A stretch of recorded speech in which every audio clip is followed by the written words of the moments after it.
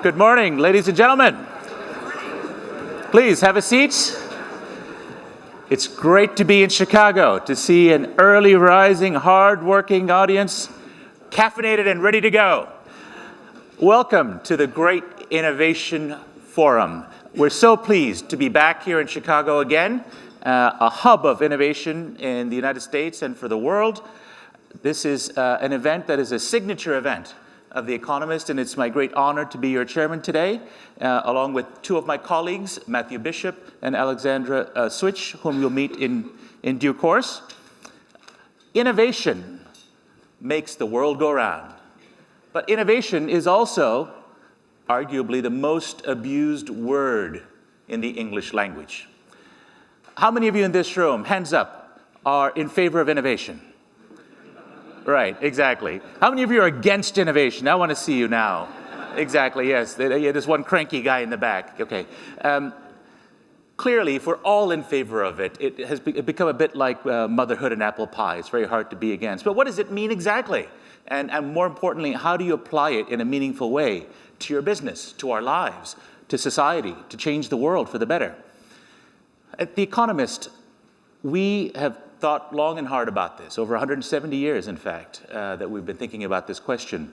And our view is that often the world conflates innovation and invention. So let me give you our in-house view of what innovation is by starting by telling you what it isn't. It isn't about patents or the number of engineers that you have in your company or the PhDs graduated from a country's STEM programs or any of those other marvels, gadgets, gizmos that we tend to fixate on when we talk about innovation. These are all wonderful things. I'm an MIT engineer myself by training, so I respect and support people who dedicate themselves to those fields. But these are inputs into a process, not the output. Putting it simply, innovation is fresh thinking that creates value. Value in the marketplace for your customers, value for your shareholders. If you're a social enterprise, it could be value for your stakeholders. If you're an innovative arm of government, it could be value for your citizenry. But the hard part of that task is not the clever idea or the new gizmo. Ideas are cheap these days. It is finding a way to create meaningful value for your constituency, and that's the job of all of you as managers, as government officials, as professionals. And that's the much harder task. That's what we think about. That's what we want to talk about today. How do we find value? How do we create value and think about innovation in a smarter and more useful way? I'm reminded of a lesson from history. Back about 150 years ago, America faced an energy crisis. The whalers in my native Connecticut had managed to kill off all of the world's poor whales, or just about all of them. And so there was a blubber shortage. And back then, the leading homes of Chicago and New England and indeed even Western Europe were lit by whale oil. That was the premier source of lighting fuel. And this was a major energy crisis. A group of investors in New Haven had heard that out in Pennsylvania, there was something that was called rock oil that was oozing out and that the native folks there had used to light rags. They said, if we could find a way to make this economic, this rock oil, we could have a profitable venture on our hands. They turned to a man with a reputation, Colonel Drake, who seemed to be a military man, knew something about energy. They said, Colonel, here's a bunch of money. Go out to Pennsylvania, see if you can get enough of this rock oil to be economic.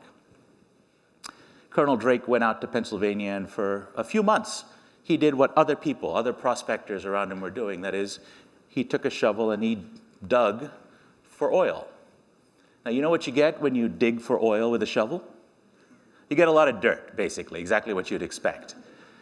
Finally, the investors gave up. They sent a letter saying, Colonel, the money's run dry. We give up. It was a good idea, but come home. On that last day, as he sat on his porch, sipping lemonade, thinking on his downturn of his fortunes, Colonel Drake, it turned out wasn't really a colonel, he wasn't much of an energy man, but he was a clever and well-read man. He remembered a lesson from history.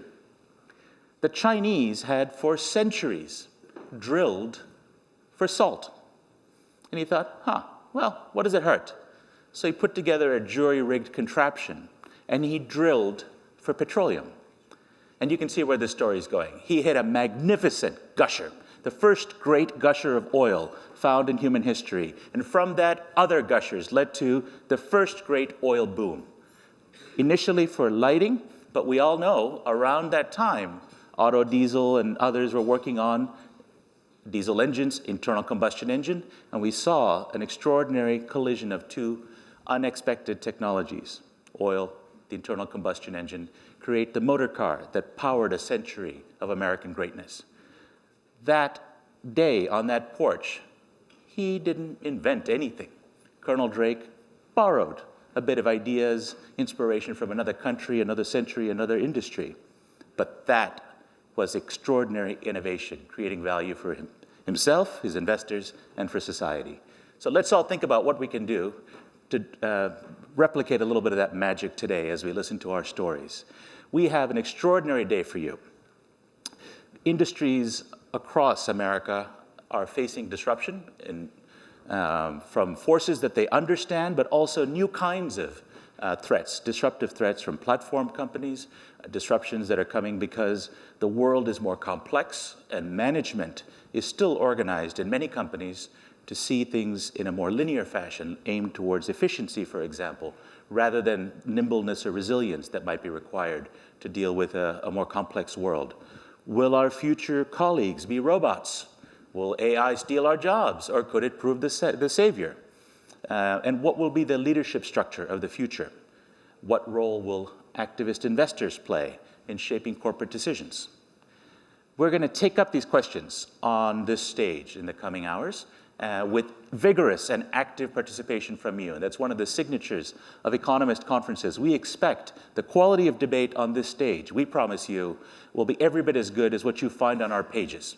But in return, I ask you that your contributions, your thoughtful, provoking questions, be respectful but serious and make us work also. Can I ask you to join me in that? Let's make this the best conference that any of us has attended. Hands up, how many of you have wasted too much of your lives going to boring, pointless conferences? Right? Let's agree we're not going to do that today, all right? Make some noise if you're with me. Let's hear it. All right.